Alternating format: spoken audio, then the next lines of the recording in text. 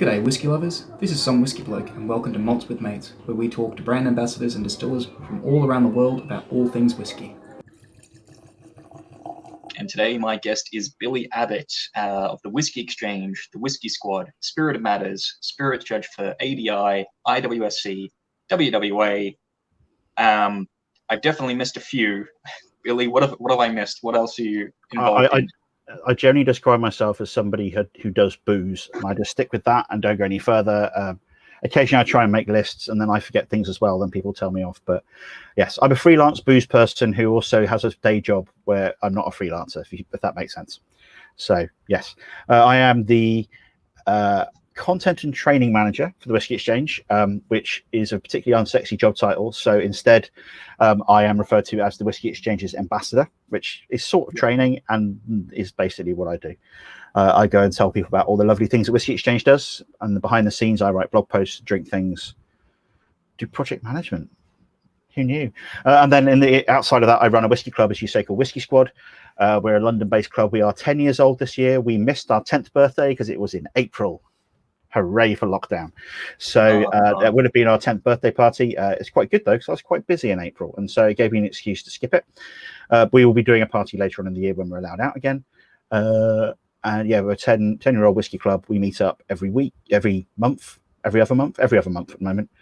We used to meet up twice a month, but not anymore. We're too busy. So we drink a lot of whiskey, and that's, yeah. I do booze, as I said. Yeah, basically it's the easiest way. It's a great job title and description when someone says, "What do you do?" and you can say, "I do booze. Let's drink some. Let's have some fun." That's what I tried to do. So, yes, no, it seems to be a thing in my family. I used to be a computer programmer. I went to university at Imperial College. I came out after a 4-year computing degree. I went into finance and computing for 10.5 years as a scary back-end database guy. None of this sort of like, drawing with crayons front end rubbish. No.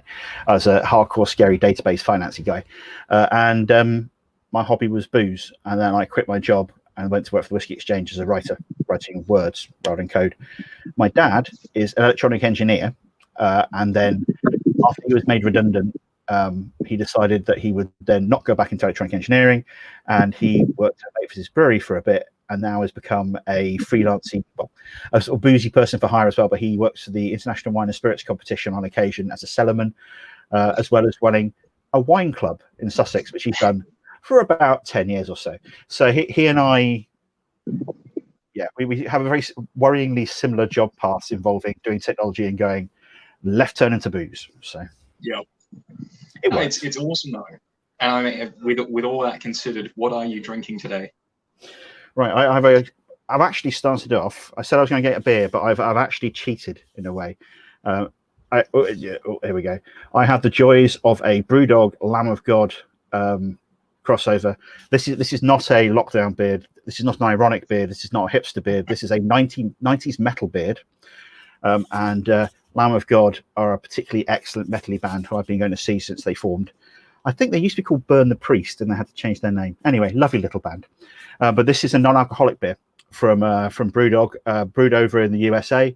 Popped up in the Brewdog store the other day, and I couldn't say no because I like Lamb of God. And I have an obsession with non-alcoholic beer. Much as I like my Imperial Stouts and my scary big IPAs and things, the ability to get a load of flavour into a non-alcoholic beer is a skill that I am constantly in awe of. And this is sort of successful. So, Billy, I don't want to alarm you, but I think you've just dropped out for the entirety of that little speech there. Oh, really? Can you still hear me now? No, I think the webcam connection dropped out, or it was just my webcam connection, and everyone at home. I can see myself. So, sorry. Anyway, right? Yes. It was definitely just me then. Oh, never mind. I could have just been talking to myself. But anyway, yes. If you didn't see, I'm drinking the joys of lovely Brewdog Lamb of God Ghost Walker, which is under 0.5%. But also today is Bemore Day at the Isla Festival, and I wasn't going to make it to Isla this year, but I like to pretend I was going to make it to Isla this year. And if I had made it to Isla this year, I would be in Bemore today drinking Bemore. So I've got a bottle of the more Vault Edition, first edition, which is their one which tastes of the sea. And I rather like salty whiskies. And I recorded a video about this, which went out an hour ago on the Whisky Exchange Facebook page. And so I'm going to have some of this on the side as a no alcohol beer and an actual proper dram on the side, which feels like a nice combination as an aperitif. Oh, nice, fantastic. And I've seen Ian from Glenmurray has he said it's all good, but also thinking of Ian, I'm noting the slave one you've got in your corner there, so I'm just going to try and hide my logo that is unique. Yeah, there you go. So my logo's down now, and you can see that fantastic slave one. I know Ian's a big Star Wars fan, so that's just for you there, mate. Of your fantastic picture of Adam West. There's also 2 slave ones. The other, well, as I showed you earlier on, I've got 3 slave ones in various different sizes. Best ship in Star Wars apart from the A-Wing, and I've got 2 A-Wings next door. So I agree, A-Wing's the best. Yeah. Oh, this bit fell off. Sorry, a bit of Boba Fett's head fell off. Never mind. Anyway, yeah. So my current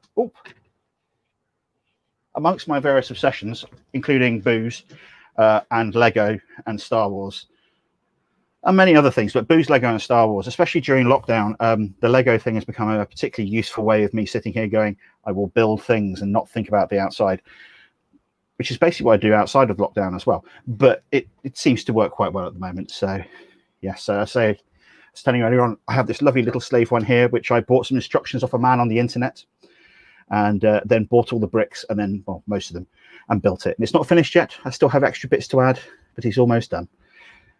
I just used what bricks I had in my box, which is the reason why all the colours around them. But yes. And also, I'm sure he ordered 2 of these bits, and this guy only sent me 1 of them, so a bit wonky. Apart from that, that's right. He seemed like a very nice man who was selling Lego bricks for immense profit, so well done him. That's all I can say about that. Well, I guess that brings on a really big question. We've had a lot of TV show tie-ins to whiskey over the years. If you could take control of a Star Wars whiskey tie-in, what would you like? What distilleries, what whiskeys would you choose, and what Star Wars characters or what Star Wars factions would you mesh together? Well, strangely, I do actually have a Star Wars tie-in whiskey in my collection. A guy called Mark Dermel. Hello, Mark, if you ever see this. He is a mad Star Wars fan. Also, he's the Toshan man. He collects Auchentoshan, which makes him a very special person, being, as far as I know, the only person who collects Auchentoshan. Sorry, Auchentoshan people, I'm not your biggest fan. Apart from with you, you're lovely. I've been to your distillery, and you were great, and you made me drink all that whiskey. But Mark, he's a massive Star Wars fan, and him and one of his friends went to Morocco to restore the Lars homestead from the original Star Wars film. So the original in the desert, that original house and everything like that is still there, and it had fallen to pieces a bit. So Mark and one of his mates got together a group of people and rebuilt it on site, which he's an absolute dude in general, but that's just absolutely incredible.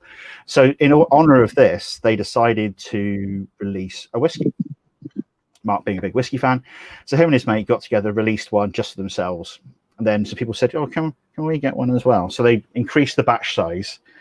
You've got some other people, myself included, got a bottle. I got a little sample of it as well. So it was a Bruichladdich, lovely. Was it Bruichladdich? I think it was Bruichladdich. Yes, Bruichladdich. Let's go with Bruichladdich. And then it was so successful, we ended up doing, I think, another 2 releases of Star Wars tie-in whiskies. So he has 3 of them. I think they are all entirely not endorsed by LucasArts, almost certainly very illegal.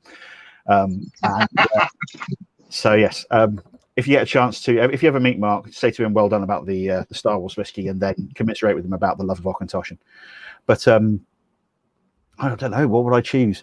Because one of the things about the Game of Thrones whiskies was that we sat around in the office. I read the books of Game of Thrones, the Song of Ice and Fire series. I haven't watched that much of the TV series, but other folks in the office had, and so we tried to work out the connection between the different houses and the whiskies, and we came up with these amazing connections, which were really good and everything like that, which were entirely different to the ones that Diageo came up with for the official reasons why the whiskies were bottled. And so we gave up in the end, and my colleague Tom just wrote lovely words and repeatedly referred to Daenerys with her full title ending with Mother of Dragons every time it was mentioned in a newsletter, in a running joke, which I rather enjoyed. But they just didn't match up. And so I could go with I don't know, Spayburn as the Rebel Alliance, of course, as we know, the plucky underdog which everybody secretly fights for, which is definitely Spayburn down to a T. I'm out. So Spayburn jokes is about the only whiskey joke I can come up with. The drop of a hat. So, dear, are you still there, sir? You still there? Hello. Yeah, I'm still here. I lost you there for a little bit. Apologies. Yeah, I've not had any issues with connectivity aside from today. Maybe it's just such a nice sunny day in Ireland that the Wi-Fi's decided to take a day off. But I do agree with you. With the I also found that the Diageo Game of Thrones bottlings didn't really match the houses. I thought they would be a bit different.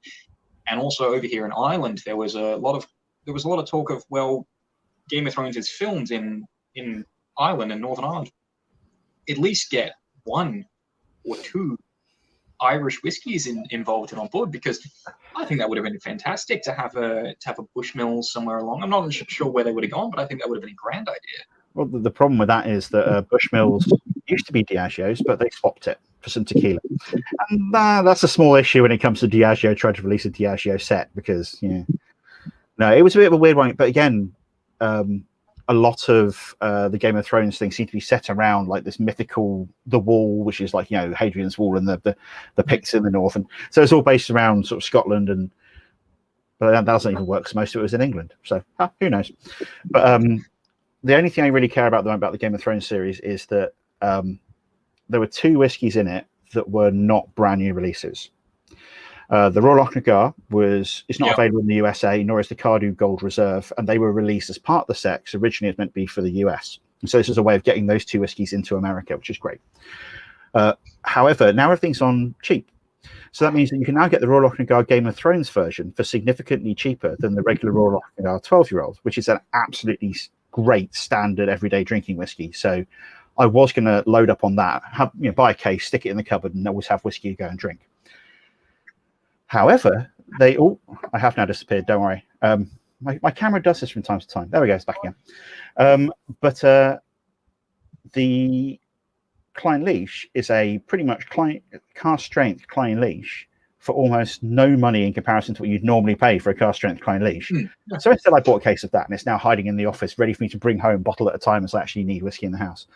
So the Game of Thrones whiskies at the time when they launched, it's one of those marvelous things where Diageo have both failed and succeeded in equal measures, depending on your different measures of failure and success. It's been one of the most successful mainstream whiskey releases ever. At the same time as seemingly screwing up constantly in a way that I don't understand how they managed to do it. Take the biggest TV franchise in the world, attach booze to it, sell it to people. And they did it really well at the same time as annoying every single person involved. It's just, cheers. Well done. Well done. You have achieved in a way that nobody thought you could, Diageo. Well done. I mean, I tend to think along those lines as well. They to me, the failure came about when, particularly for whiskey investors and collectors, when a lot of people were buying sets and selling them for hundreds, thousands of dollars and pounds over what the set cost. And then obviously, Diageo saw that this is sold out. So of course they're going to put it on general release with Amazon. This is everyone all around the world can buy this. So for people within whiskey, I think it wasn't a great idea. But it did also bring in a lot of people from outside of whiskey in saying, well, I really love Game of Thrones. I'm going to try this whiskey. I'm going to have the Lagavulin because that's the house I really love. And it brought them into whiskey. So it was that odd, for the whiskey heads, you've failed. But as you also say, you've succeeded for the people who aren't in it. The only thing that really interested me and that really struck a chord with me is I got a lot of calls from people I know in Australia who were saying they bought the entire set, but the Klein Leash wasn't being sold, wasn't being included in the set in Australia. For some reason, there was meant to be some reason why that Klein Leash, and the only thing I could think was Maybe because it's the cask strength, they might have less of it. But this is Clynelish. This is not a new small distillery. This is, it's not the biggest distillery, but it's still pretty bloody big. And they had jacked up the whole thing to be a worldwide release, so you'd assume they would have thought about that. So, no, it's the thing for me was also one of the things people didn't see outside of the industry was the licensing issues. So when we first started selling at the Whisky Exchange, we were restricted on what countries we could sell to, because they hadn't ironed out the licensing agreements with the HPO local affiliate type people in the different. So as those rippled through, more countries added onto the list, and eventually, as far as I know, it was everybody we're allowed to ship to. But for a while, it was really just a case of we had to specifically restrict sales based on region due to the fact you couldn't sell to regions where the licensing hadn't gone through yet. And so behind the scenes, this is one of the most, I think, at some point in time, someone will do a case study of this as a incredible thing of logistics and marketing, and to move away from the wonderful loveliness of the world of whiskey to move on to the side which I secretly love and try to talk about on occasion. Diageo are a logistics company and a marketing company who do booze, and their logistics is incredible. Their marketing is pretty damn good, and it's one of those ones where if you apply that to this and look at the way it's a proper case study in how to shift booze around the world, rack up production at speed, and then market it, and then work with media. And it's just, that's particularly boring to some people. Myself, unfortunately, I find it immensely fascinating. And then I get to drink whiskey as well. So, it's all good. Well, that works. At least you get to drink whiskey. Mm-hmm. Anyway, I did actually have some questions not related to Star Wars or Game of Thrones. I actually had some questions about you. So, I guess you've actually answered quite a few of them. But yes, so take us through a standard day in the life of Billy Abbott. Both outside of lockdown and inside of lockdown. What do you do? How do you fill your time? Currently, I mostly play Assassin's Creed Odyssey. I'm not a fan of the Athenians, and therefore I will stab all of them in their faces, Sparta forever. It's one of the weird things about my job is that it's changed a lot over the years, my day job. So when I first started out, I was the guy who wrote product descriptions at the Whisky Exchange. I literally turned up to be a writer who would write product descriptions on the Whisky Exchange website. Eventually, I was allowed to write blog posts. There were maybe 15 full-time members of staff in the office, and 2 of us were writers. We handled all that side of things, doing words and doing product and being people who understood what the product was and how it fit together with everything else, wrote newsletters. Over the years, what we do as a company has grown so much. I do little bits of that, and I don't write newsletters anymore, but I proofread them and I help out the guys who do. I don't write product descriptions very often, but I help out the folks who do if they have questions about products. But generally, they know what they're doing. They just get on and do this stuff. So my day has changed. And unfortunately, though, I've been there for so long. I am I describe myself on occasion as the office secretary. I may not actually do the thing myself, but I probably know who does. So people come and ask me, and I say, maybe you should go and speak to this person. So I spend a lot of my time redirecting calls, so to speak. But it's one of those sort of weird ones where, so for instance, today, I have a whiskey to wave in front of the camera in a moment. But today it was, I got online quickly to answer a bunch of emails coming overnight, sort out bits and pieces, speak to a brand who is trying to get representation in the UK, who have pinged me because I know one of the guys there. So I was just checking. So the weird things on that side of things, like people who know me ask me questions. I've got an email which I need to answer from somebody. Sorry if you're watching this and I haven't got back to you yet. Sorry, I will do tonight. Somebody saying, I've got this whiskey and I need to sell it. Do you have any ideas on where I could sell it? Somebody else sort of saying, hello, would you like to do a tasting for us? It's a charity tasting. Can you do this day? So all this sort of stuff outside of work. And then inside of work, it was by the way, this thing's launching on the 30th of May, not next month as we thought it was. Can you put together a really quick blog post so that somebody can link to the blog post so that we can launch the whiskey at this time so we can get some nice coverage? And so I spent the afternoon quickly pushing out a blog post. And while somebody was proofreading that, I was making a load of videos live on our YouTube channel on our website. So if you go to our YouTube channel, Whisky Exchange, you'll now find 10 videos of me and our head buyer, Dawn, talking about our top 10 gins for June. So 10 videos. Another 20 videos will go live over the next couple of days of top 10 rums and top 10 whiskies, with Dawn and me respectively talking about them. So it's stuff like that, putting content out on the website, generating content. As I say, at 4 o'clock today, we had a video go up, which I recorded a couple of days ago, all about the Isla Festival and all about different styles of Isla whiskey. So writing, video, chatting with folks. But I literally, just before we started recording, I had just run in from the office. I live 15 minutes walk away from the office. So at the moment, probably not there. If stuff needs to be done in person, I'm the person, or one of the people, who runs in to do it in person. So today we need to get some samples out, and I need to get a sample of this thing, which I was writing about, so I could write about it. So I don't know if people can read that, my awful handwriting. So that says Chichibu on the way 2019. Which will be launching on Saturday. And I know I can say that because I have a blog post I was meant to publish today, but haven't had time to do the tasting notes, so it's going out tomorrow. So we'll have that up on our website on Saturday, and people sign up to our mailing list. They can get an email telling them when it goes live. But so yeah, so organising, sending out samples to a journalist who's writing about it as well, so needs to try it. Sending some samples out to various different publications who need it for archives, writing things.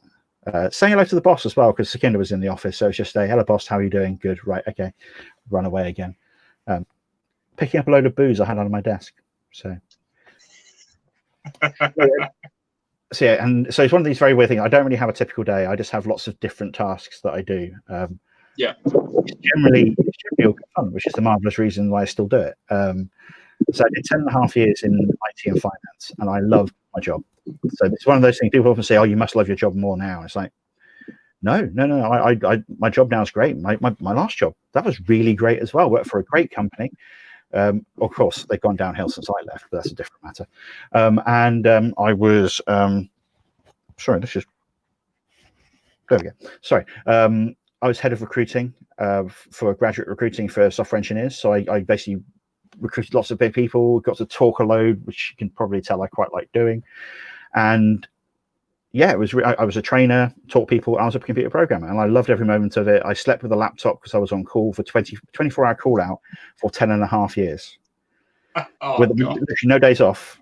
I did every Christmas for 10.5 years, every bank holiday, every night. I was woken up at 4 a.m. The sound of a BlackBerry messaging tone, either the depth charge one or the ping, still makes me shudder. I flinch if I hear one in outside, because I assume it's mine. My current job is I work harder than I used to. It's incredible. There's so much to do all the time. I love it, just like I love my old job, but it's a very, very, very different thing. But there's just so many different bits and pieces that need doing all the time, and there's so much cool stuff to do. So everything from the fact that, oh no, I have to drink some chichibu and write some tasting notes later, how awful that is, through to I have to sit down and fill up 60 sample bottles and then box them all up and give them people in the warehouse to ship out, having signed a little compliment slip saying enjoy 26,000 times, whatever. So it's lots of physical labor, lots of thinking, lots of running around trying to coordinate people. But I also get to talk about whiskey, and whiskey is one of my big passions in life. It always has been. I started blogging, last November, so that's 10.5 years ago now. Don't worry, my camera will come back in a bit. I'm just looking wistfully into the distance at the moment. It's very good body connection. If it doesn't, I'll fix it. But so God, software. Why? One of the mantras in my days when I used to be a software engineer was that software is hateful. And do you know what? Still bloody agree. Hateful stuff, software. Don't understand why people use it. There we go. I think it's amazing that you're, as far as I know, you're the only person I've had on who has had a software technical background, and yet you are also the only person who's had such troubles with the camera and the connection. The reason behind it is simple: is that most people are sensible and don't bother playing around with stupid setups. But unfortunately, being a software engineer, I assume I know what I'm doing, and therefore, what I should probably do is just use my laptop camera. But at the moment, it's looking into my ear, and nobody needs to see that. So, right. My current problem, I reckon, I know what it is, you see, is that I rest my camera against my monitor. And the problem with that is that if you rest your camera against your monitor, every now and again there'll be a flash of light, and the for some reason my phone assumes that's a press, and then turns off my camera. Yep. Yeah. Do you know what? I hate technology. Technology is hateful in every single way. I don't understand why we bother with it. Seriously, we should all just revert to an agrarian society. Let's till the fields, make booze. I'm sure you know Ed, and Ed also works in tech, and it's hateful stuff. So cheers, Ed. Everyone here can agree on that. But it sounds like you've got so much going on, and you've got such a big background. I'd also like to say thank you for being the first person to announce a brand new whiskey on this channel, being watched by not too many people, but I'm sure we'll get the word out somehow. Well, basically, it's one of those ones. If you are one of the lovely people who are watching, I can't give you a link to it or anything like that. It's not appearing until Saturday, and no link for it will actually work until Saturday. But yeah, sign up to our mailing list, and you'll get an email when it goes live. It's very expensive. It's a chichipoo, what you expect, But I haven't tried it yet myself. But I asked the boss, and he said, "Oh, it's very nice," which is pretty high praise from him. So is that from Sukhinder? Yeah. Yeah. I've seen Sukhinder raise an eyebrow at a whiskey, and I know I feel sometimes if it's the left eyebrow, that's a good, like, this is good, but if it's the right eyebrow, it's oh no, you can't appear, can't bring it again. I try not to read too much in the eyebrow movements, you see, because it's just a false sense of security, you see. He could be messing with you as well. Never forget, he could well be messing with you. That's true. He could always be messing with you. Oh dear. But yeah, so no, it's just loads of stuff going on. At the moment, despite being on lockdown, it's one of these weird things is that a lot of people on lockdown, even within our company, are on furlough and things like that, because large chunks of our business have just disappeared. It just doesn't exist anymore because we don't have any bar trade, people doing things.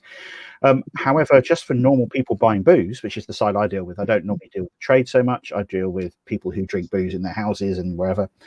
And yeah, it's one of those ones where people are buying more booze than ever before. People are buying, and they're now, because they can't go out to the supermarket, they're going online and looking for interesting things online and discovering new drinks online. So all of a sudden, we're very busy because we're selling loads of booze, but I don't personally go and put things in boxes.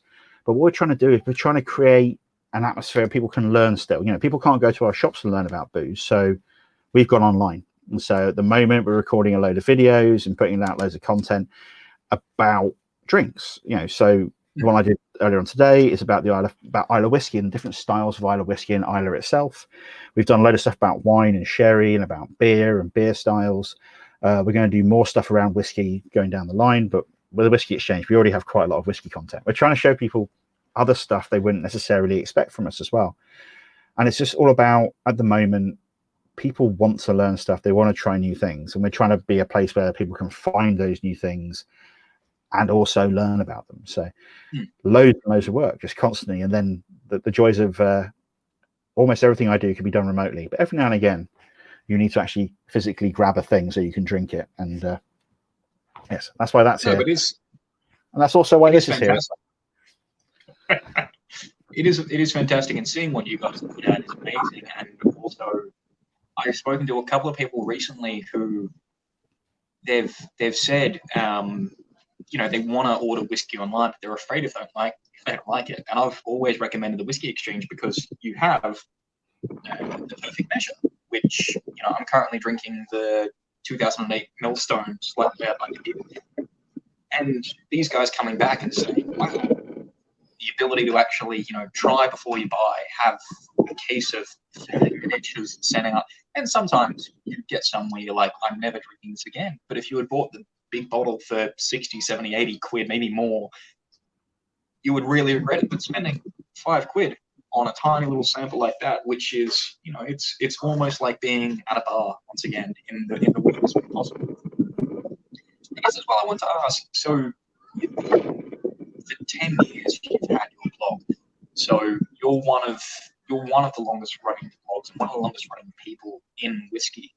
How many people have you seen come and go, rise and fall in your time in terms of whiskey, and how many more people do you work with nowadays than did you have to work with 10 years ago? Well, when it comes to the beer blogging side of things, not beer blogging, whiskey blogging side of things, I'm one of the, I would say, second generation. There's a few people who are the really, the guys who started off doing it. So some of whom are still around, some of whom disappeared. Folks like Serge Valentin from Whiskey Fun is still going. He's into the tens of thousands of tasting notes now. He's proper old school. But then you also have people like Oliver Klimek, who used to run Dramming.com. He and a guy called Skoo, Steve Urey, who used to write Skoo's Recent Eats. They disappeared about the same time. I can't remember quite how long ago it was. It's quite a long time ago now, probably 6-7 years ago. But one of the things I've noticed in the whiskey blogging world is that people don't necessarily write about whiskey anymore. They write tasting notes. And there's absolutely nothing wrong with that, not at all. I read lots of tasting note blogs. People love reading about tasting notes. But there was a number of people who wrote about whiskey for fun and about whiskey. On my own blog, that's what I still try and do. And if I write anywhere, I try not to just write a tasting note. I try to write around whiskey and about whiskey, about something in the whiskey world. My friend Matt Mackay from the Dramble blog, he still does a similar thing. He writes a gigantic article and then just tacks a tasting note on the bottom. And he just, the tasting note is the excuse to write the article, which is sort of what I used to do as well. I just don't write quite so much anymore on my own blog because I have too much other stuff going on. But so I've seen a lot of people sort of like start and stop over the years. There's very few people who've just continued all the way through. As I say, Serge is the original, the guy who's sort of still going. But yeah, it's one of those ones where people come and go. It changes over time, and it changes what people are doing in the whiskey blogging world has changed. In the actual whiskey industry itself, I'm a tiny child. I'm only 10 years in. Well, not. I'm 9 and a bit years in. I think. Yes, so beginning of April. So that's 9 years and almost 2 months since I started in the whiskey world. I am literally a tiny child. I work with people who, Sukhinder has been, the Whiskey Exchange is 20 years old, and he worked in his parents' shop for years before that. So he's been doing this professionally for probably 30 some years. Even my colleagues, who started around the same time as me, a lot of those guys had histories going back. The guys who run our shops, those guys got 15 plus years of industry experience. That's when they moved into whiskey rather than working as bartenders. I've seen lots of new people come in. A lot of them are still around, and this is the thing. As people retire, new people come in, but people work in whiskey for a long time. You can keep on going for a long time, move to different positions, do different things. If you look at the distillery managers in Scotland and the sort of the blenders in Scotland, they'll move to a different role where they don't have to do so much public facing stuff, or they'll move into public facing roles, move back out again. See people like, for example, Stuart Buchanan who's now Ben Riach, and Glendronach and Glenglass, our brand ambassador. He was the distillery manager at Ben Riach, and when I met him, I literally met him standing on top of a load of casks, pouring whiskey on somebody's head as they walked around the thing, and they hadn't noticed him, and he was opening up casks for some sampling for some guys who were buying. He went shortly after that. He went from being a man in a jumpsuit and a baseball cap to being the king of tweed and running around the world pouring whiskey for people. So people's roles change, and there's a lot of people who are still there now. When I started, there's a lot of people who are new, and there's surprisingly few people who have retired. But in the world of whiskey, I say coming on towards 10 years of working in the whiskey world, I am still a tiny child. However, this and this mean that people assume I've been around for a lot longer. That and the fact that I seem to be ubiquitous these days at events and things, people just assume I've always been there. But no, I am but a baby. No, that's fantastic to hear. And in saying that, of course, I do have a question here that I'm not sure why I wrote it down. Do you have any feuds with anyone? Is there any bad blood that you've got in the industry? A simple yes or no will suffice. Really annoyingly, I don't. I should probably pick some fights. The most I get is I take the piss out of a few different people who know I'm always going to take the piss out of them. But at the same time, there's still people I quite like. I'm generally not going to be nasty to somebody. There are a few people whose work I don't like what they do, and they know that I don't. But that's just a matter of opinion, and fair play to them. Continue on your horrible work. But there's certain people who are the butt of certain jokes and things like that, but still mates of mine. But no, I need to start a feud. I need to choose a mate of mine who will understand it properly, and we can have a proper sort of like, you know, rap battle feuding thing for many years. So, I see a comment about the beards. Andy from Maltbox just said Billy versus Dave, Battle of the Beards. I mean, I could see that. Failing that, you could drop it. You could start a feud with Andy from Maltbox, you know, because he doesn't have a beard, so you could lord that over him. But no, but I just feel sorry for people without beards. You know, it's not their fault often, you know. But no, the thing is, though, probably young David, who has just popped up. Hello, Dave. We can't have a beard feud, because Dave is one of the loveliest people in whiskey, you know, and he does have a lovely beard as well. It's very good, you know. Before I chop mine off, this is the thing. I've been traveling for the whole of the beginning of the year. I was in Japan, in California, and Zagreb as well, just randomly. When I came back, my beard was down here. Stupidly huge thing. You know, I think I'd even beaten Dave in length of beard, which is quite impressive, because Dave was a man with a very long beard and a ridiculous array of shirts and hats. You know, I'm jealous of his hats, you know. So I chopped all my beard off. I went down to being as long as my clippers would do, which is quite short. And so this is all lockdown beard, and I'm just too lazy to go and have it cut. Really, is the main problem. So yeah, I'm not trying to compete with Dave. You know, Dave and I, between the two of us, we both have different aspects of beard. You see, you know, mine goes sideways, Dave goes downwards, and so yeah. And have to say, despite the fact that, you know, as Dave says, we both have a love of hats. Mine due to the fact of sunburn, Dave just due to a aesthetic love of hats. I have a fine head of hair as David as well. You know, this is the problem. I try and get into a feud with someone. Dave, ideal person to get into a feud with. You see, you know, works for a rival company, well, a part of it, you know, an offshoot of a rival company.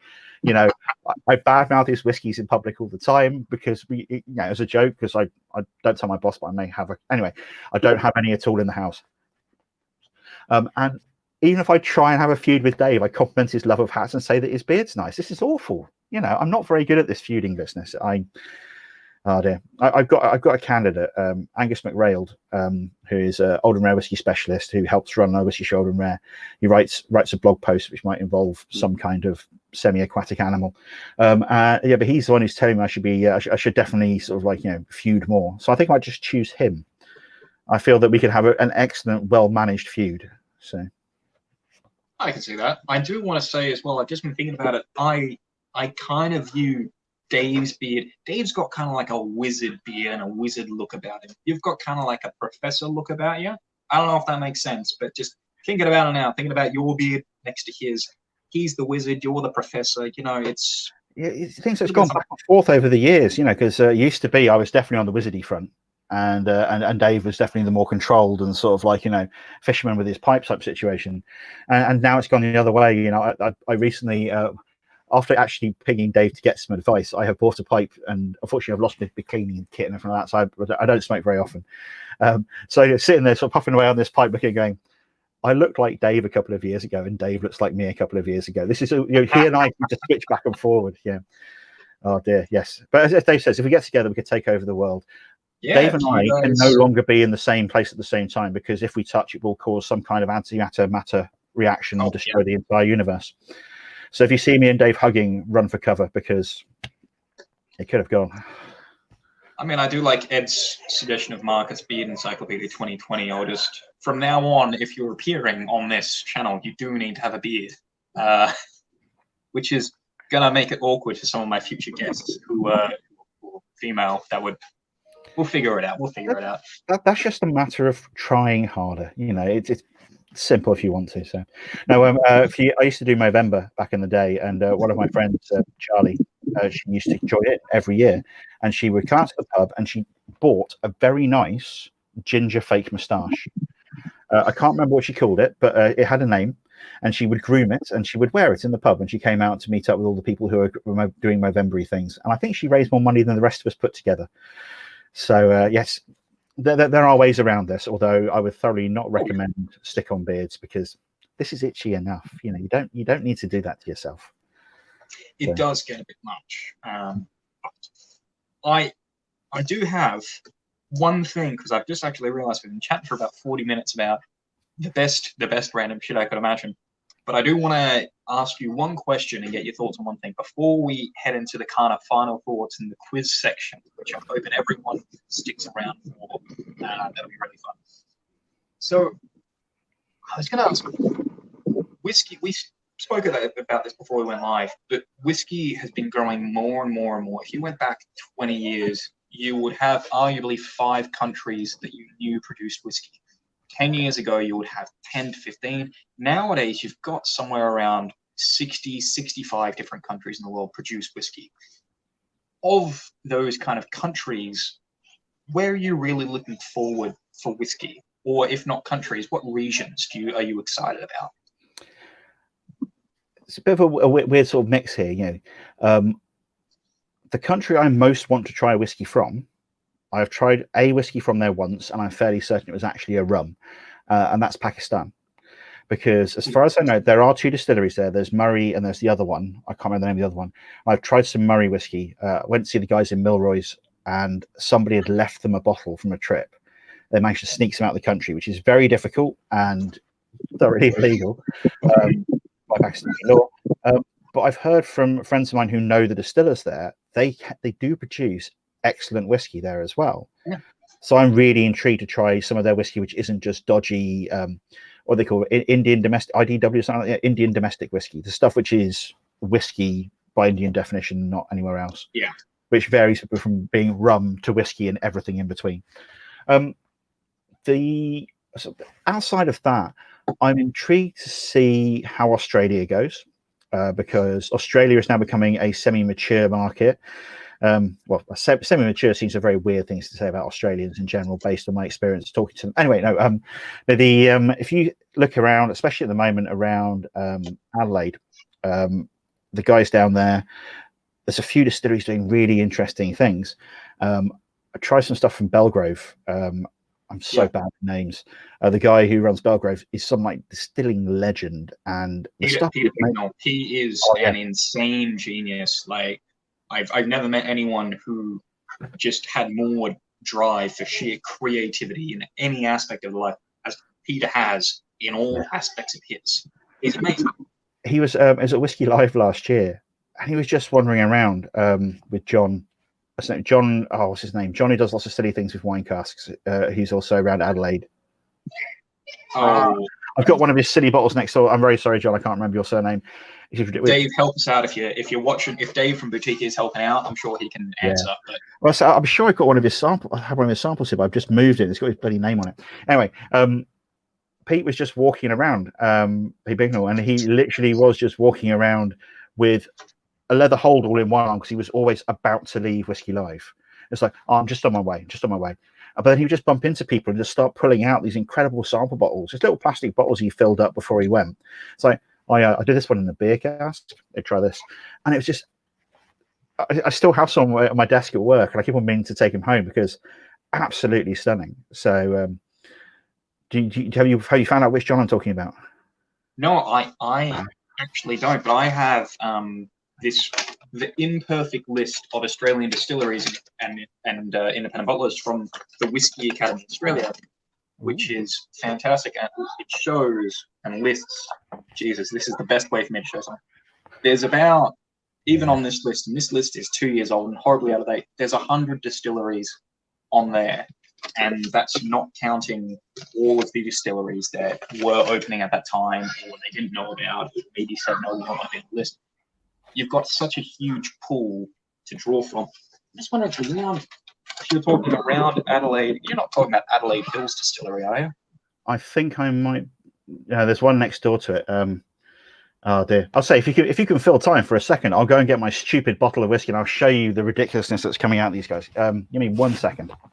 No, that's fine. I can fill time for a little second. So, how's everyone enjoying everything? I hope your day's well. That's pretty much all I've got to say, actually. To all who are watching and tuning in, thank you so much for tuning in and for participating in the Battle of the Beards. I'd like to forward from the Beard Encyclopedia 2020 to the Battle of the Beards. There we go. I've saved time. Where's that one? And the answer is John Rochefort, the Rochefort Distillery. He is doing absolutely insane things. You know, look at the. That is the stopper. It is a gigantic lump of metal. His bottles of whiskey are horrendously expensive. They got tiny outturns, and they were the star of Whiskey Live last year. He was taking glasses off people, filling them, and leaving them on the side for 20 minutes, and making people come back after 20 minutes to let them breathe.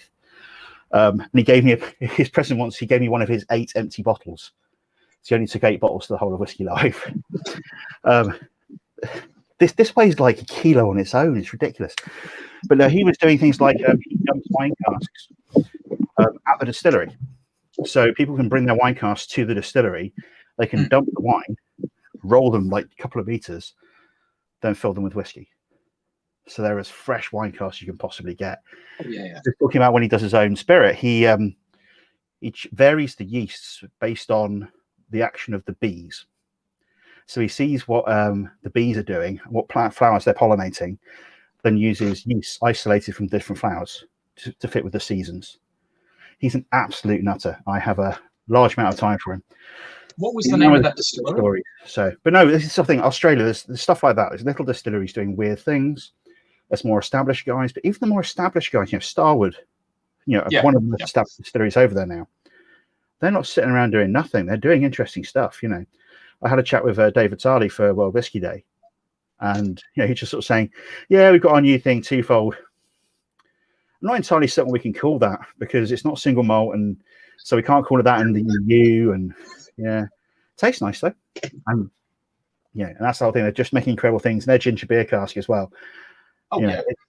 It's some really, really good stuff going on, and insanity from a man called John. So it's just this here is very specifically. Well, here we go. You can see the cask identification bits. So that's actually in a gigantic chunk of metal. So it's word type bottle number. This is one of 35 bottles that came out of that cask. I think the best part about all that distillery, John's Distillery, I don't think is on this list. This list is 2 years old. It's got 100 distilleries listed on it. It's out of date. Well, John was at Nant. He was at Lark, and I think he was the boss of Lark for a while, running the distillery. He was at Nant during all their troubles, and was not part of the troubles. He managed to get out the side of it clean, having not realised what was going on. But then he was, I think it's Adelaide Hills, was the distillery he was being manager of while he was setting up his own distillery. And so I think it was Adelaide Hills he won the Distillery Manager of the Year award for the Icons of Whisky last year. So I'd like to point out, by the way, I also worked at NAD while they were having their troubles, and I was not a part of their troubles at all because this is not an important fix. No one gives me anything of importance. I was just kind of there like, this job pays me and I am very uncomfortable. We shall say no more about your shady past. So the less said about that, the better. Yeah. Fine. But no, so Australia, once you're about, but the big thing again, the places I want to see are the places who are making fruit spirits at the moment. So your Germanys, your Eastern European countries, we're talking about Estonia, but I was over in Zagreb, and there's no sort of whiskey coming from that, Croatian stuff at the moment, as far as I know. But all the countries nearby, they have traditions of fruit spirits, and so those guys are now trying to distill some grain, and they don't make spirit like whiskey makers. They make whiskey like fruit spirit guys do, which you end up making it almost like barley eau de vies. And the barley, I speak to one of the guys at the WSET, a guy called Nick King, who wrote the level 3 spirits course, and his obsession is with fruit spirits. He loves them. He thinks they're the most pure expressions of distilled spirit you can get, something which I'm partly in agreement with. And he was talking. He was like, "Have you ever tried a barley eau de vie? Someone who's distilled barley as if it was a fruit spirit to try and get the essence of barley." And so there's the guys at Waterford, for instance, who are now focusing entirely on terroir and on the raw materials. It's like, are they getting towards a barley eau de vie? Is that idea of focusing on the materials in the same way as you focus on your fruit when you're distilling a fruit spirit? But so seeing the fruit spirit guys and see what they make, something that's going to be so different to whiskey, it's going to be almost like a different spirit. Some of it's horrible. A lot of the stuff I tried is absolutely awful and almost undrinkable, but that's now, they haven't been doing this for very long. So it's one of those ones where to see where that goes and see how that develops. Whiskey's already a fairly wide church. So I've tried some of those as well, where these are guys who are doing something new and they're just starting out. And I think Frankfurt Whisky Festival was one of my favorite whisky festivals, purely because you had so many producers that weren't from any of the normal, the big five that you would expect. You had so many German and French and Dutch and Belgian guys there, and going around and sampling all the stuff. And you're right, you did find stuff that was this isn't good. I don't enjoy this, but at the same time, this is different to something that comes out of Scotland or Ireland or America that isn't good. This is not good in a different way, but I can taste that you're doing something different, and that really was a big thing. Where like, if you can solidify this, you can make this good. Jesus Christ, it's going to be amazing. Yeah, I think it's the thing about good. One of the things I've learned a lot, said right at the beginning about how I do judging. I do a lot of stuff outside of the world of whiskey, but I also judge a lot of whiskey. And one of the thing about judging is you have to be as objective as you can be. And while there's an argument that you can never be fully objective, well, of course, part of my job is to be able to taste something and say, I don't like this, but what's the quality of the spirit? And that's something that you get taught when doing WSET training all the way through. Yep. It's all about, for level 3, you have to give a quality level and then justify it as part of the exam, as part of the techniques you're taught. And they're great because it means you can taste something you absolutely despise, but you can then pull it apart and see the quality of spirit. So, for example, I have here from my friend Andrea, who is a brand ambassador for Fenju and Wuliangye Baiju. So I have here some lovely Baiju samples. I love Baiju. It is almost undrinkable on occasion. It is such a weird spirit in comparison to everything else. And one of the things I love about it is learning this new concept of quality within a new type of spirit, what they're looking for. I've just opened this up and everything smells of pineapple. Or literally, this, just opening the bottle, my room now stinks of pineapple because there's so much estery pineapple goodness in this. I know other people who just say it smells a little bit like straw and cow shit, because that's just the nature of those flavors, how different people perceive them. And so, at the moment we have this thing of how good things are, what's the quality of something. It's having that objectivity and then understanding, okay, these aren't like whiskey as we know it. Are they still good spirits? And the philosophy of goodness is something I seem to talk about quite a lot and seems to be slightly. I definitely agree with that, because I've raised the question a few times, and I'm always curious about objectivity in whiskey. Doesn't really exist. It is extremely difficult because subjectivity does tend to reign across the market. And you said in WSETs, you're encouraged to think objectively rather than subjectively. And I always remember they called it the Blick scale, so balance, length, intensity, complexity. You judge a drink off those 4 factors without bringing your own tasting notes and how you might feel about something into the mix. And that's the closest we can kind of get to being objective and saying, this is good, this is bad. We're simply judging it. We're judging it by excluding the flavors. We're looking at other parameters, which I think we do need to do more of that in whiskey, because saying a whiskey is bad it is very much to someone's opinion what that is. Yeah. Well, again, the WCT is the Wine and Spirits Educational Trust, for folks who may not know them. I'm an educator, trained by them, everything like that, so I quite like them. And Nick, who wrote the level 3 course, is somebody who I have annoyingly large amounts of respect for. It's very, very upsetting. But the way that WCT teach you is that it's a systematic approach, and it's the idea of trying to remove the self from the way that you assess a spirit. As it's saying, is it good or not? Well, let's work through the checklist. Let's see why it's good, and let's try and justify our reasons behind it. But as you say, going through things like that. Then you get a vodka. If a vodka's not complex, does that mean it's bad? No, it's not meant to be. What's the intention of spirits? And so I'd say the removing oneself from the assessment of quality of spirits is something that I've thought about a lot, look into quite often. I'm intrigued by, just to say, it's almost like a philosophical sort of conundrum for somebody who is trying to assess the quality of things. Fortunately, I work for a shop, so everything is good. You should buy everything. So, Well, especially our whiskies. Our bottlings are fantastic. Our bottlings are the best. So, your bottlings are pretty good. I will give you that. You've had some great. There was a Glen Tockers. I think it was a Glen Tockers from. It was last year's Christmas release or last year's anniversary release. I was over. I saw someone I know who works at Whisky Exchange. Drank my way through the Glen Tockers. Oh my god, fantastic! it was a sister cast to this one, I think. Oh no! I know the one you're talking about. No, Yes, it was the one with the black label. It'll be the Black Friday, which I have a bottle of next door. Yes. I happen to know that your friend opened up and drank one of those because she told me about it. So there was much more of that drunk than was intended because it's significantly too easy to drink. So yeah, it's good stuff. But no, we're very lucky in that Sukhinder has got a big stash of casks. He's been buying them for years. We have a sister company who is an independent bottler. They bottle things for themselves. And we're very fortunate that recently we've started bottling Whisky Exchange stuff from our stocks, as well as getting other people to bottle stuff. So this one is from Signatory Vintage, who are a company we've been working with for years. So this is our special 20th anniversary one. So with our own special labels designed by our design team. But we also now have, we do official bottlings, but we also now have our own bottling line as well, which I'll be over the next couple of weeks writing a load more about, telling more people about. It's been there for a little bit, but it's been quite quiet over the last sort of 6 months since we launched it. But yeah, mostly because we've had a few bottles that have just flown off the shelves the second they've landed. So yes, lots of cool things.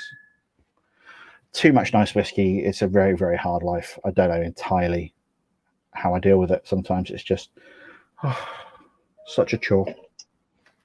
Someone's got to do it, Billy. Thank God it's me. So I think what we're going to do now is we're going to move into the quiz portion. And I've got two sections here. I've got a very brief, guess where the whiskey's from. And then I've got an anagram section as well.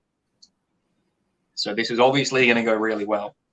So I'm really bad at anagrams. Where's my notepad? Here we go. Cheat. Well, I've got 5 whiskies. I've got the names of 5 whiskies here, and all I need you to do is tell me what the country of origin is. And I will attempt to put a comment up in the section. But last time I tried doing this, it flags all the spam, so it's going to be interesting. So, okay, here we're going to try with the first one. So it is Thiru. Name of the. Say again. Sorry, I saw it pop up. It's like, okay. Thiru. I don't even know how to stop. It is. I used to be a linguist, so it's one of those ones I'm trying to dissect based on languages I know of, and I'm failing quite badly. This is the only whiskey from the country. This is the only, I believe, at least right now, the only whiskey from the country. I believe the first whiskey the country has ever produced, at least the very first single malt they've ever produced. Right. Because it was mentioned earlier on by name, Estonia. I did mention Estonia earlier on, but it's not Estonia. This is from Lebanon. Lebanon, okay. Lebanon. I happened to chance into Milroy's, like you chanced in and found some Murray whiskey. I chanced into Milroy's and found they had a bottle of Athria Lebanese whiskey. It is stunning. It is hot and vicious and boisterous, and it just wants to be full of flavor. Amazing whiskey, amazing company, great history. But yeah, I'm writing that down on my investigate list. So, Lebanon's a country which people often forget is pretty much like the birthplace of, may well be the birthplace of wine. So yeah, it's definitely a country which needs to have more attention paid to its booze. No, it definitely does. All right, whiskey number 2, country number 2. Smallbrook.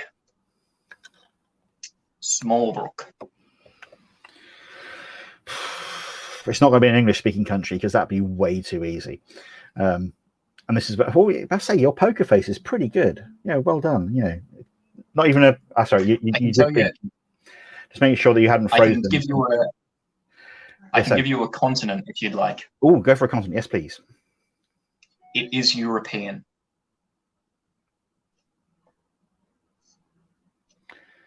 I will go. If I guess Estonia every single time, there's a chance I might one day be right. I'm going to give you a hint. None of these that I've put up are Estonian. Will that stop me saying Estonia every time? I used to confuse people in pub quizzes by shouting the phrase, well, the words Dudley Moore as the answer to every single question. And it's surprising how many people write down the words Dudley Moore if a man with a beard shouts it in a pub. Anyway, small brook, I will go with Portugal. No. No. As far as I can find out, no one in Portugal is producing whiskey at this point in time. I've not heard of anybody doing it, which is the reason why I was asking, because that they might find out if someone was. So, right. Who is it? I have no idea. Luxembourg. Luxembourg. Well, the distillery takes up a significant percentage of the country, I'm assuming. It does. It does. Luxembourg is a country you can walk over in a day. The distillery takes up quite a large space. But yeah, you know, we've got someone from Luxembourg doing whiskey. Excellent. I thoroughly approve. And I'm of the mind that anybody who wants to make whiskey should make whiskey. They should make whiskey the way they want to. They should make their own whiskey. They shouldn't try and copy people unless they want to copy people. You know, it's all about creating something which expresses their approach to whiskey, no matter where they are in the world. So, well done, person. Well, I was actually meant to visit Smallbrook Distillery about a month ago, but unfortunately, of course, with lockdown, I can't. But no, I'm going to be trying to see them as soon as Luxembourg opens because I'm very excited. And I've spoken with the guy who owns it. I can't recall his name, and I'm very sorry if he's watching at any point in time. But he said his one regret was that he didn't do it earlier because his father was a massive whiskey fan, and his father passed away before his whiskey came of age. And I think that is, but from all accounts and from the little I've tried, the whiskey is fantastic. So I'm sure his father will be proud. Excellent. I'll keep an eye out for it. So, and also for anyone who's watching at home, you can join in with this by all means. Guess countries. Try and see what you can get. So you can do better than me, no matter what you're doing. So, next distillery / whiskey is Santa Mania.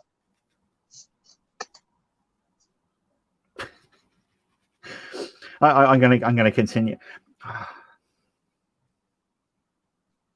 This is ringing a bell, and it's really annoying when things like this happen where I sort of like go, oh yes, I'm sure I've heard of that. Normally it's I was in a bar drunk in a foreign country and someone said a word and I misheard it and I assumed it was a whiskey distillery. Is it Santa Mania?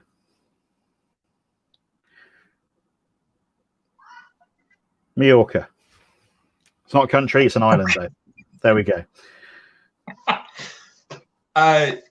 It's not Mallorca. No.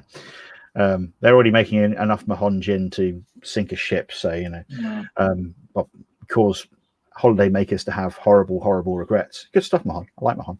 Let me think. Where else? No, Santa Mania. San Marino. Is that a country? Yes, it's a country. Let's just say it's a country. San Marino. There we go. I think you've moved further away. Is it Italy? No.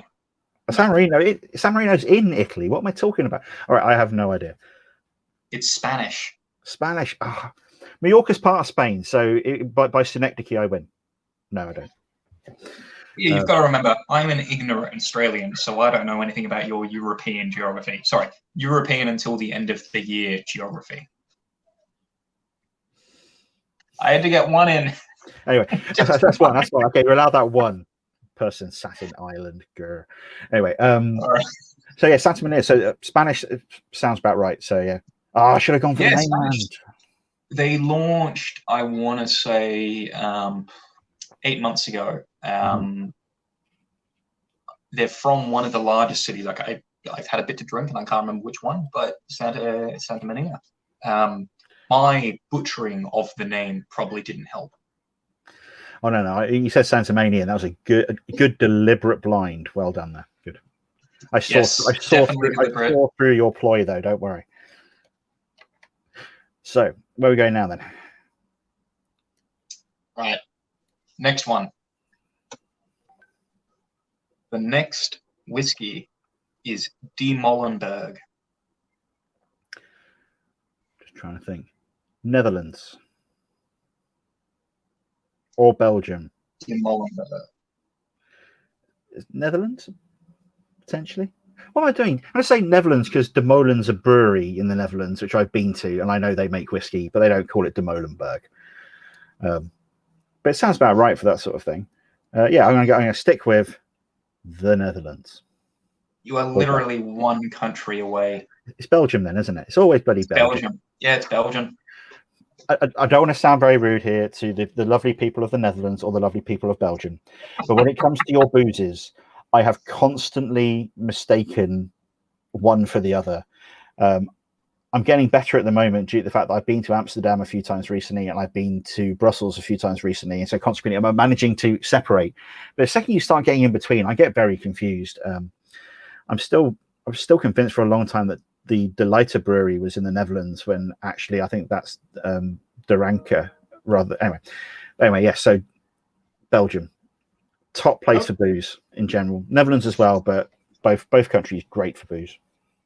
Well, De Molenberg's got a fantastic history. The actual site itself was previously within the family. So the De Molenberg, the same people who make De Molenberg whiskey, also do the Hetanka brewery. They do Golden Carolus.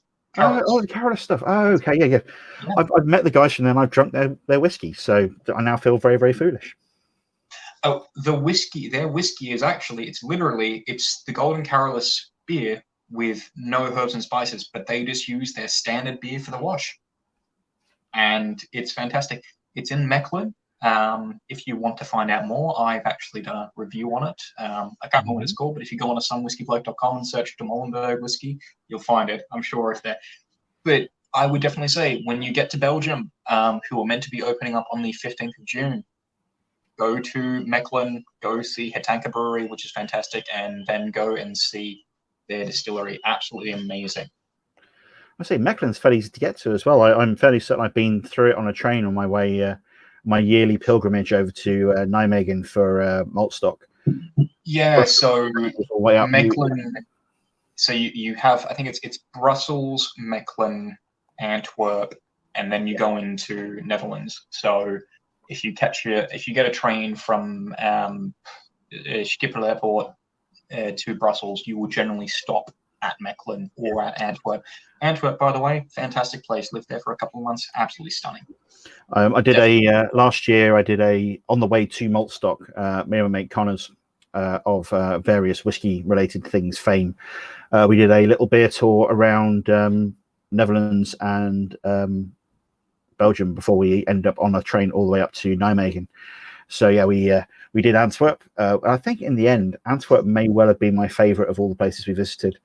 We ended up finding some really great beer bars, which are closed, and also Billy's Beer Bar is there as well. And if you haven't ever been, Billy's is a fantastic place. Billy's Antwerp? Yeah, it is. I think I've been to Billy's Beer Bar. Yeah, it's basically they do a fantastic festival as well. So it's Billy's Beer Festival. They don't spell Billy right, unfortunately. They spell it like Billy Piper does, which, as we all know, is the wrong way to spell Billy. And as somebody, it's the ladies' way of spelling Billy, and unfortunately, people assume that I got an IE on my name. Anyway, but no, yes. So Billy's Beer Festival is fantastic, and their food there is great as well. But we ended up we went down to just like a random beer bar down by the river, walked next door, and walked into a newly opened on their first day of general business natural wine and craft beer place with incredible food, and we were the only people in there who weren't friends of the owners. And we went back later on the night because it was just so good, and finished drinking our way through the menu. Absolutely amazing place. So Antwerp, a lot of love for, and you can literally just get there in an hour on the train from Amsterdam or Brussels. Antwerp is amazing. Every time I go there, my regular hangout at Antwerp is actually a place called Café de Cat, It's not a cat cafe. It's just called Cafe de Cat. But they've got a tiny whiskey selection. It's 5 whiskeys, but they've got fantastic beer, fantastic wine. They've got some of the best port, and they do. I think it's 50 or 100 mils of port for €2.50. So you just sit there for a day, reading a book, drinking port, smoking cigarettes, talking in incredibly shit Dutch, and it'll cost you about €15 to get tanked. I love that place. That place is fantastic. Going on the list. Here we go. Thank you. Yep. Oh, I need to finish writing up my. All the places. I'll send you an email about all the places in Antwerp that I used to go regularly, and hopefully sometime soon we'll go to again, because it's been too long. Indeed, yeah, I need to go back. So we organised a trip last year, and the first thing we did when we got to Maltstock was Colin and I sort of looked at each other and went, next year we need to start and go the other direction so we have more time in the other places. This time next time we have to go to Bruges next time, because we missed that to go to Antwerp this time. So and yeah, definitely. I would say I do think Bruges has better whiskey than Ghent, and better whiskey bars than Antwerp, but Antwerp has better whiskey shops than the both of them. That's kind of our thought, yeah. Ghent's on the list as well, but the big one for me is I want to do Amsterdam properly. We only ran in briefly, but played around in the centre. Found an incredible whiskey bar and the G&M rep, and then it all got very weird when there was lots of strange stuff about shouting things in Irish accents, and then it was very drunken, and then we almost fell in a canal. Then we found a kebab. Anyway, I want to go outside. I want to go to the guys in Haarlem. So I want to go to see the guys at Jopen and all the other random stuff that's going on around there. And also get out to De Molen again, because there's some great beer stuff happening in and around Amsterdam, and we just hit some bars rather than going to see the brewers. So, but also it's the Netherlands. They are the craziest whiskey country in the world. There's a great documentary. I think it might still be on Amazon Prime. It was for a bit, maybe Netflix. I think it's called, Kingdom of Whiskey or something like that. And it's got some stuff from Maltstock, and it's a filmmaker from the Dutch Caribbean just went to the Netherlands and did a documentary about how much the Dutch love whiskey, and it's incredible documentary. I can't remember if it's in English or Dutch, but there are many people I know in it, and they all look slightly embarrassed about the fact that they love whiskey quite so much in a way that is lovely. Well, I will give that a watch, and I will also say, for anyone who's watching and going to Amsterdam, JD Williams Whiskey Bar is fantastic.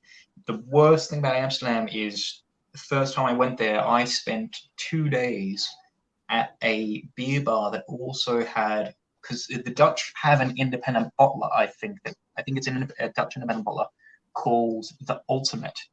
Yeah. And they had a vast array of Scottish distilleries, but also a lot of European bottlings.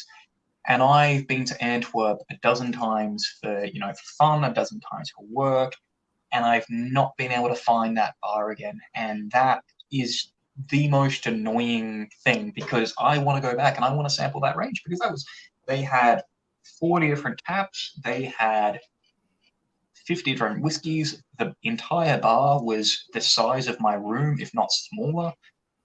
But amazing, absolutely amazing. And it's brilliant seeing shit like that. Yeah.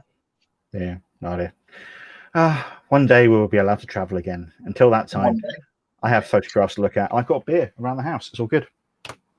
Anyway, we have one more guess where this whiskey comes from, and I think I'm hoping you'll get this one. It's been in quite a lot of news recently. Mm-hmm. And the name kind of gives it away. It is Bifrost Niflheim. This name just upsets me in general. As somebody who has some vague knowledge of Norse mythology and other bits and pieces. So this is the Bifrost. Niflheim is the home of is it the Night Elves, or the Dark Elves, wherever it is, is Niflheim, or where, so this is the bridge to the land of the night. People have a go at Highland Park for leaning into the whole Viking mythology business. This is yeah. It's not.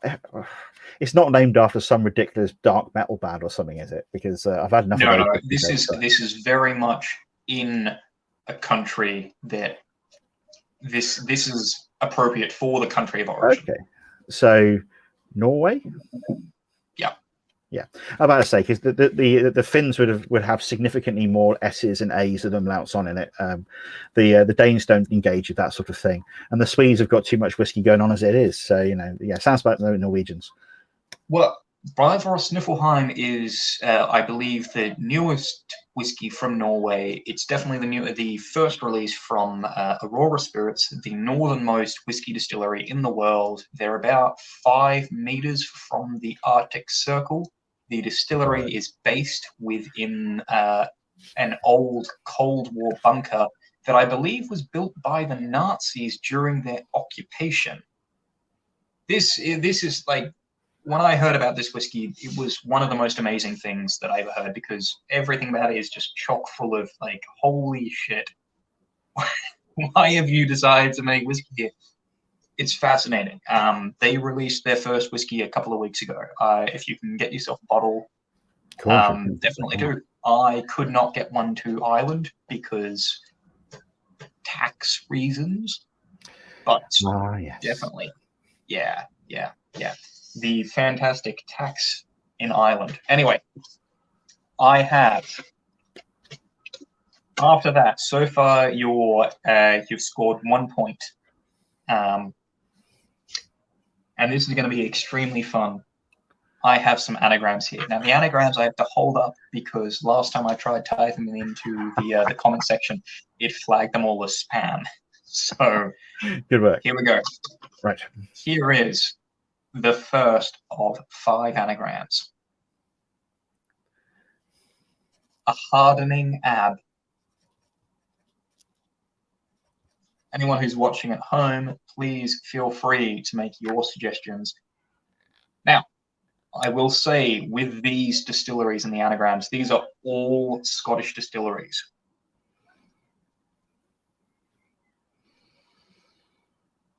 Every anagram is a Scottish distillery. That gives me a vague chance. As I did point out beforehand, though, I'm very bad at anagrams. You have chosen maybe the wrong person. People on the internet who are watching, if you are there, please put us out of our misery. I'll give you 20 seconds while I vamp. Ed, if you're there, potentially you could, Ed, Dave, Ian, anyone who's there, feel free to guess. Once again, the anagram is a hardening ab. This is one of those annoying Gaelic words where they have... there we go, got that. Anyway, love it, got it, there we go. Because I said annoying Gaelic words? What I say? I should have thought the annoying Gaelic words to start with. There's definitely enough BHs in there. So, all right, what do you think it is? Would that be an Avengeric? It is Avengeric. Avengeric, a hardening ab. Yeah. Oh, dear me. I'm really looking forward to trying their whiskey, actually, because their first releases were, and I'm sorry if the guy who made it hears this, they were awful. They were awful to the point of absolute horribleness. However, I've heard from a mate of his that he agreed and said where they weren't that great, but his stuff he's making now is stunning, and I really want to try this stuff because I've heard really good things about it. Such a tiny distillery, and if he's making great stuff, I really want to see how he's developed over the years because I've heard such good things. I really hope it's good. I don't like when people make bad whiskey, and those first ones he made were really horrible. So I still got. Arguably, you will be the first person of everyone watching to try the whiskey when they do release it. So we look forward to hearing what you say. Anyway, right, next one. Distillery number 2, Arab Bill. Let's kind of angle that so straight. The anagram is Arab Bill. This is not me being racist. This is literally the only anagram I could make with this distillery's name. This strikes me as one that should be really easy, and I'm failing at it.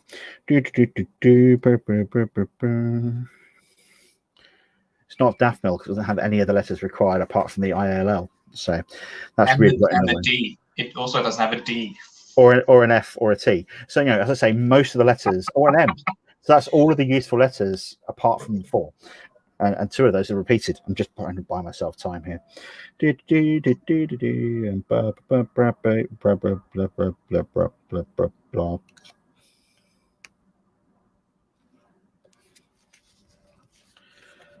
This is... Anyone in the chat, feel free to comment with what you think. Otherwise, basically, it's going to be looking at the top of a bald man's head as he just occasionally sort of taps himself in the face with a pen.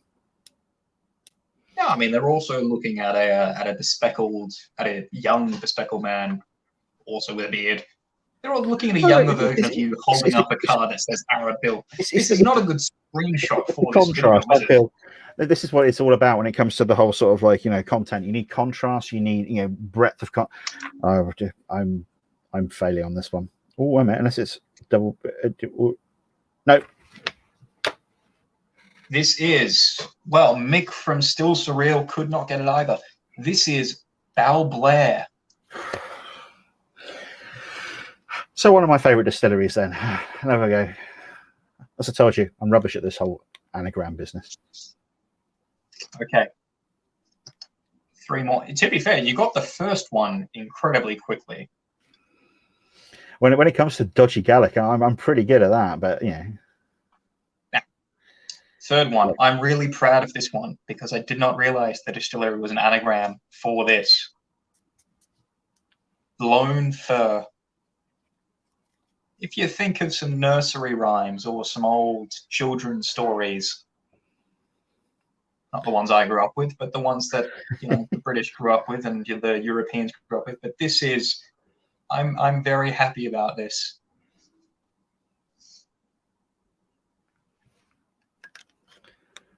If you need a big clue, I can give you a very big clue for this distillery. Anyone in the comments? We can go for it for a little bit, I'm sure. Right,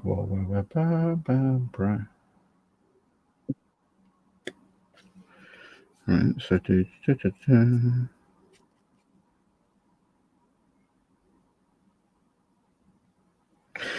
is it going to be one that I actually know and I'm going to be sort of like slightly embarrassed by the fact that I don't get it? I'll be honest, I've not read every article you've written, so I feel like you would know it. Is it an ongoing distillery in Scotland which releases whiskey? Yes. Then I should know it. It's also got a very unique factor in the sense that it's unique in Scotland for one reason. It holds a record in Scotland, I guess we should say it like that, in the Scottish mainland. This is just they are appearing at Somerton Whisky Festival. That does not help me, unfortunately. Much as I like the guys who are doing the Somerton Whisky Festival, I have no idea about what's going on there. I've even recommended it to people. I still haven't seen a bloody list of what they're doing.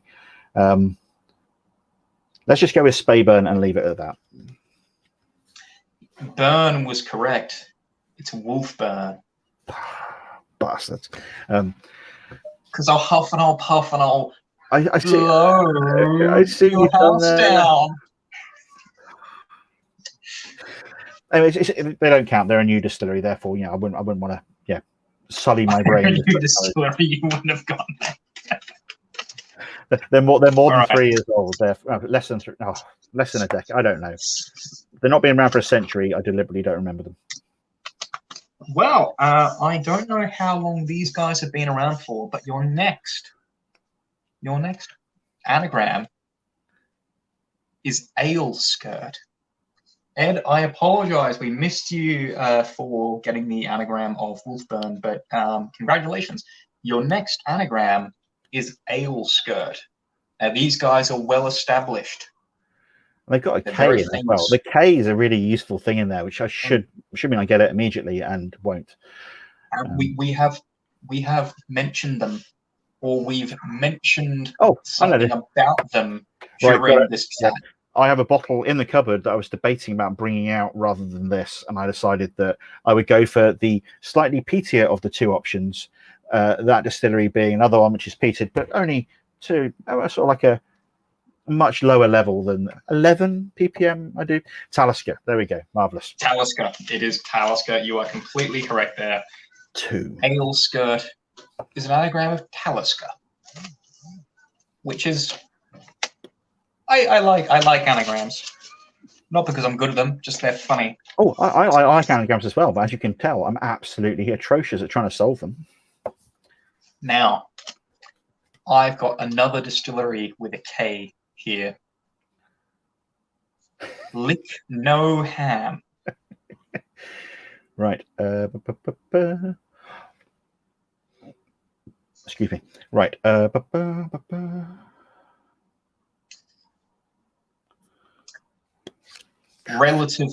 relatively new.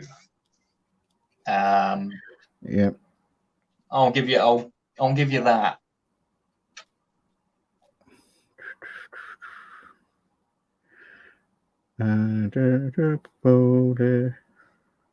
Sorry, I'll just hum to myself. I say if Dave's still around, Dave, this is exactly what it was like listening to your first podcasts where you did your anagrams on your podcast. This is me getting you back. I don't, I'll hum to myself like Sam did or sing. I don't know, but oh, excellent. There we go. I like when people in the comments get it and I don't. Yes. Again, yes.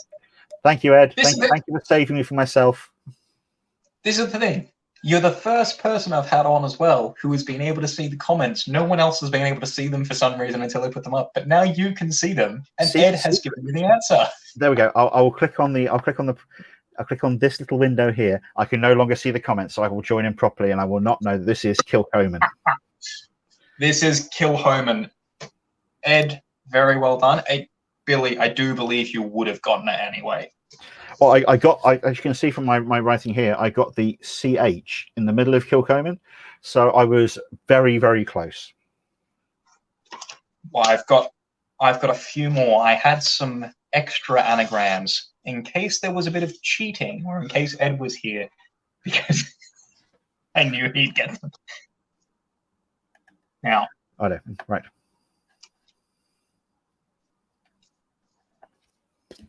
Gag romancer. The worst type of person you'd want to run into on a date. And yeah, that is meant to be a C. But the anagram is gag the O romancer. I just wrote down. The O I wrote down was awful. Oh yeah, no. Oh, so if that was a G, then I wouldn't have got it either, but I would have felt better. Well, I think what you got to remember is you got 2 G's in this one. I know. So how many Scottish distilleries have 2 G's in their name? Well, a number of them do, like Glengoyne, and also, has anybody else got it yet? Because it's Cragganmore. But I just want to make none sure. None of these are Glens. I didn't choose any Glens because I thought that would be cruel. That'll be Cragganmore. It is Cragganmore, Billy, and also Mick from Still Surreal. You guys both got it. Cragganmore.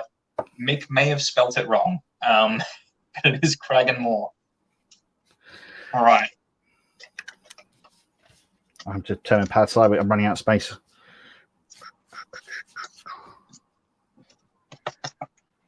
So, I think one more. We can go for one more anagram. I think we've got time for that. I'll survive one more.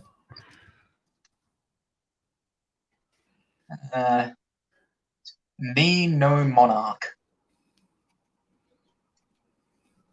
This isn't just me complaining about the fact that I'm not royalty. This is an anagram of a Scottish distillery. I could even tell you the Scotch Malt Whisky Society distillery code for this distillery, but I feel like you might know that. I don't know the number for this one, but I do know a beautifully dark whiskey they once produced, specially treated in Denmark, I do believe, to add to the quality. So, yes, yeah, I've got this one. So you've got this distillery. What distillery is it? That'll be Manachmore. Manachmore, yes. Me no monarch is an anagram of Manachmore. Now that was the what whiskey was that? That was the Loch Dhu. What was the name of it? Loch Dhu, yes. I believe that was which a Malik I Moore. believe they re-released recently, didn't they? No. There's been a new similar whiskey from the guys at Space Ale. Yes, the Bendu, and then there's also Kudu. Kudu is horrible. Bendu, I have a friend of mine who works at Space, so I will reserve judgment. Anyway, that is all of our quiz questions, all of our anagrams. This has been by far the longest chat. This has been an hour and a half chat. Sorry, this is what happens. Star Wars, Game of Thrones, whiskey, anagrams, festivals, various countries we like to drink in. This has been a brilliant chat. Thank you very much. Is there anything that you want to tell us before we go?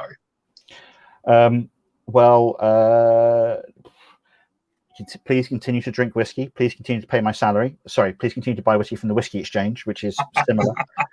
No, at the moment, it's one of these things. There's loads and loads of stuff happening online.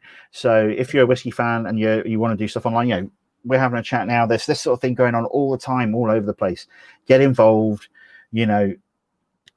The online community for whiskey is growing, and after all the current weirdness ends, I don't think we're going to go back to how we were when it comes to online whiskey chat stuff.